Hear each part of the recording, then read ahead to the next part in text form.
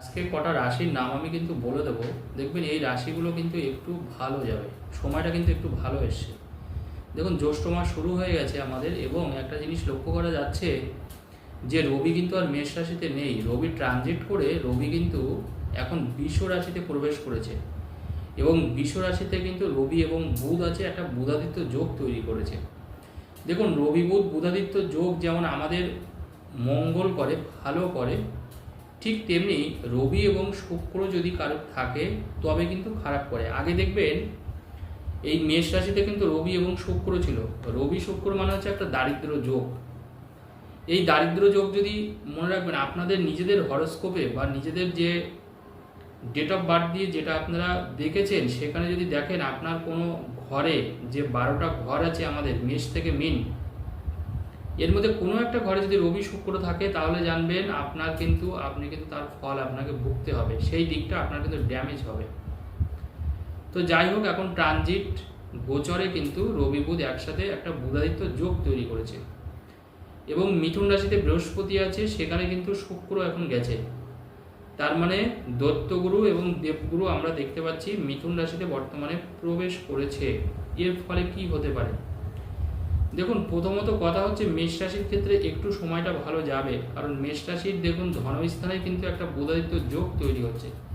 তাহলে আলটিমেটলি বোঝা যাবে যে মেষ রাশির কিন্তু সামগ্রিকভাবে মেষ রাশির এখন বিজনেসটা বাড়বে। মেষ রাশির কথাগুলো এখন খুব সুন্দরভাবে বলতে পারবে যারা গানের জগতে আছে, ফিল্মের জগতে আছে, গান সিনেমা অভিনয় করেন, যারা কোনো share market, bond, mutual fund যেগুলো আমরা বলি, এই সব কাজের ক্ষেত্রে অনেকটা ভালো জিনিস লক্ষ্য করা যাবে যারা যারা মেষ রাশির মানুষ। অর্থাৎ মোট কথা এখন আপনি সিদ্ধান্তটা অনেকটা সঠিক নিতে পারবেন, কিন্তু তবুও আপনি একটু ভেবে চিন্তে নেবেন যারা ওই ধরনের কাজ করেন, কারণ ওগুলো তো রিস্কি জোন, এটা আপনারা প্রত্যেকে জানেন। শেয়ার মার্কেট ওরিয়েন্টেড যে কাজগুলো হয় খুব রিস্কি জোন বলা হয় এইগুলোকে। অবশ্যই আপনাদের বিশেষজ্ঞের পরামর্শ আপনারা নেবেন। তবে এইগুলোতে কিন্তু একটু ভালো জিনিস লক্ষ্য করা যাচ্ছে এই বুধাদিত্য যোগের ফলে। বুধাদিত্য যোগ হলে কি হয়, আমাদের বুদ্ধিটা ভালো কাজ করে, সিদ্ধান্ত নিতে সহজ হয়। বিদ্যার্থী বা শিক্ষার্থী যারা আছে তারা পড়াশোনার ক্ষেত্রে একটু ভালো করে। এবং এই প্রসঙ্গে আরেকটা কথা বলে দিই, এই যে পড়াশোনার কথাটা আমি তুললাম, দেখবেন অনেক ছেলে মেয়ে দেখবেন পড়াশোনায় দেখবেন বিশেষ করে ম্যাথে কম নম্বর পাচ্ছে, ফিজিক্যাল সায়েন্সে কম, মানে সায়েন্স গ্রুপটাই তার নাম্বার কিন্তু খুব মনোপুত হচ্ছে না।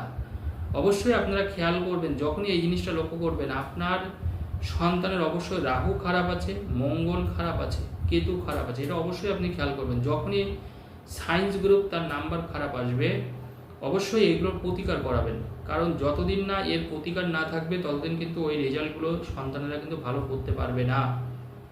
অবশ্যই তার মঙ্গল খারাপ থাকবে, অবশ্যই রাহু খারাপ থাকবে, কেতু খারাপ থাকবে, এটা কিন্তু আপনাকে একটু দেখে নিতে হবে।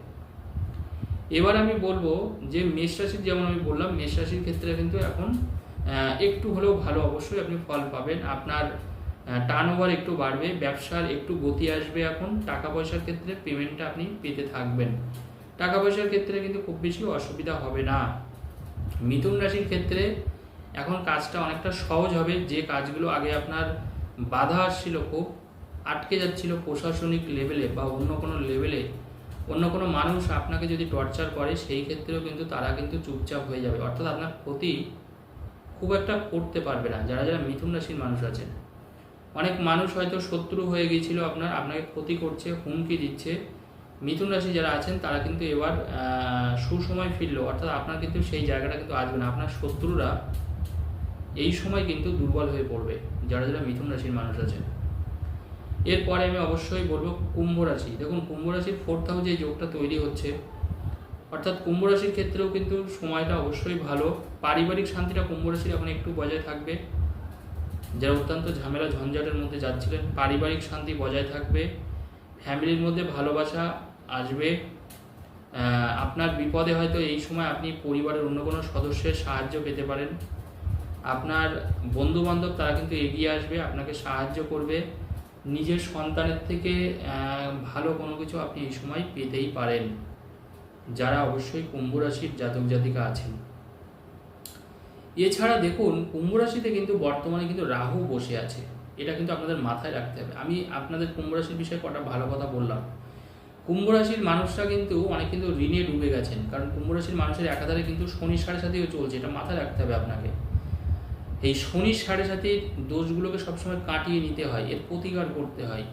শনি সাড়ে সাথী যখনই চলবে তখনই সবসময় মনে রাখবেন পরিশ্রম আপনারা খামতি রাখবেন না, কারণ শনি কিন্তু কর্মফলদাতা গ্রহ। যখন আপনি পরিশ্রম কম কম করবেন, আপনি ফাঁকি দেবেন, তখন কিন্তু শনি আপনাকে আরও চেপে ধরবে। এবং সেই সময় চেষ্টা করবেন কোনো রকমের এমন কোনো কাজ করবেন না যে কাজ মানে মার্কেটে ভীষণ ওঠানামা করে। অনেকে যেমন খারাপ কাজের সাথে যুক্ত হয়ে যায়, এমন কিছু কাজ আপনি করলেন যে কাজগুলো করা ভীষণ খারাপ, সমাজের চোখে খারাপ, সেই কাজগুলো কখনো করবেন না। এমনি কাজটা এইসব কাজ করা অন্যায়, প্লাস আপনারা এই সময় কাজ করবেন না। কারণ দেখুন, যখন শনির সাড়ে সাথে শুরু হবে, আপনি হয়তো ভাবছেন এখন আপনার ভালো সময়, আপনি সেই কাজটা করে বেরিয়ে গেলেন, কিন্তু পরবর্তীকালে যখন শনির সাড়ে সাথে শুরু হবে তখন কিন্তু আপনি কিন্তু তার ফল আপনাকে ভোগ করতে হবে।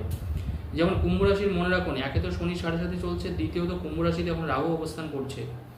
এবং এর ফলে কী হবে, কুম্ভ রাশির মানুষ কিন্তু ভুলভাল সিদ্ধান্ত নেবেন।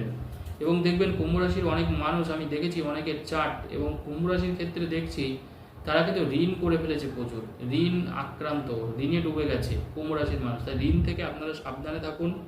আর রাশিতে যখন রাহু বসে থাকবে, যে কোনো মানুষের ক্ষেত্রে আপনাদের হরস্কোপে নিশ্চয়ই আপনারা দেখেছেন, যারা যারা নিজের হরস্কোপ দেখিয়েছেন কোনো ভালো জ্যোতিষীকে, তারা নিশ্চয়ই জানেন যাদের রাশিতে রাহু থাকবে সবসময় মনে রাখবেন, যদি আপনার চন্দ্রের সাথে রাহু বসে থাকে বা আপনার রাশিতে যদি রাহু থাকে, বা যে ঘরে রাহু আছে, রাহু যদি তুঙ্গস্থ না থাকে, রাহু যদি নিচস্থ থাকে, বা রাহুর উপরে যদি রবি বা মঙ্গলের দৃষ্টি থাকে, তাহলে মনে রাখবেন আপনার ঋণ থেকে কিন্তু কেউ বাঁচাতে পারবে না। ঋণ থেকে আপনাকে সবসময় সজাগ থাকতে হবে। আপনি মানে সেই জালের মতন জড়িয়ে পড়বেন, ঋণের জালে। তাই কুম্ভ রাশির মানুষ মানে খুব খুব সচেতন এই সময় আপনাকে হতে হবে। দেখুন, আমি বারবার করে সচেতনতার কথা বলি, কারণ সচেতন থাকবে জানবেন অনেক বিপদ কিন্তু আমরা এড়িয়ে যেতে পারি। তার জন্য এই ভাষাটা আমি সবসময় প্রয়োগ করি আপনাদের সামনে। কারণ জ্যোতিষশাস্ত্র মানে হচ্ছে আপনার ভবিষ্যৎটাকে বলে দেওয়া, ভবিষ্যতে যে যে বিপদগুলো আসবে তার একটা ইঙ্গিত দেওয়া, যে এই বিপদগুলো আপনার আসতে চলেছে বা আপনার অতীতে এই বিপদগুলো ঘটেছে, আপনি সজাগ থাকুন যাতে ভবিষ্যতে এই বিপদগুলো আপনার না আসে। যদি আমরা সজাগ থাকি তাহলে অনেক বিপদের হাত থেকে রক্ষা পাই। এবং রাহু বেসিক্যালি রাশিতে যখন থাকে, মনে রাখবেন আমাদের যে জিনিসটা করে সব থেকে বেশি, সেটা হলো আমরা সিদ্ধান্ত নিতে পারি না, আমরা ভুল সিদ্ধান্ত নিই। এই ভুল সিদ্ধান্ত নেওয়ার ফলে কি হয়, আমরা কিন্তু জীবনে বিপদে পড়ি। কারণ মনে রাখবেন, আজকে যে সিদ্ধান্তটা আপনি নিচ্ছেন, দুদিন পরে কিন্তু তার আপনি হয় সেই সিদ্ধান্তের ভালো ফল পেতে পারেন, বা সিদ্ধান্ত যদি খারাপ হয় তাহলে আপনি খারাপ ফল পাবেন। কিন্তু সেই সময় আপনাকে সিদ্ধান্তটা নিতেই হবে। সেই জন্য মনে রাখবেন, এখন যেহেতু কুম্ভ রাশিতে রাহু অবস্থান করছে, তাই সিদ্ধান্তর ক্ষেত্রে দয়া করে সজাগ থাকবেন। এই সময় কিন্তু ভুলভাল হবে। এবং আরেকটা এই প্রসঙ্গে একটা কথা বলে দিই, সেটা হচ্ছে আপনার সিংহ রাশি, যেমন কুম্ভ রাশি বললাম, সিংহ রাশির ক্ষেত্রেও কিন্তু ব্যাপারটা একই। সিদ্ধান্ত নেওয়ার ক্ষেত্রে একটু ধীরে সুস্থে সিদ্ধান্ত নেবেন। কেউ যদি আপনাকে খুব প্রশংসা করে, আপনাকে চাটুকারিতা করে, চুপচাপ থাকবেন, ভেবেচিন্তে কথা বলবেন, তাহলে কিন্তু আপনি অনেকটা ভালো থাকবেন। এই সময় আপনারা অবশ্যই হনুমান চালিসা জপ করতে পারেন। এছাড়া আপনি এই সময় গণেশের মন্ত্র জপ করতে পারেন, এর থেকে আপনি অনেকটা রেহাই পাবেন। ধন্যবাদ।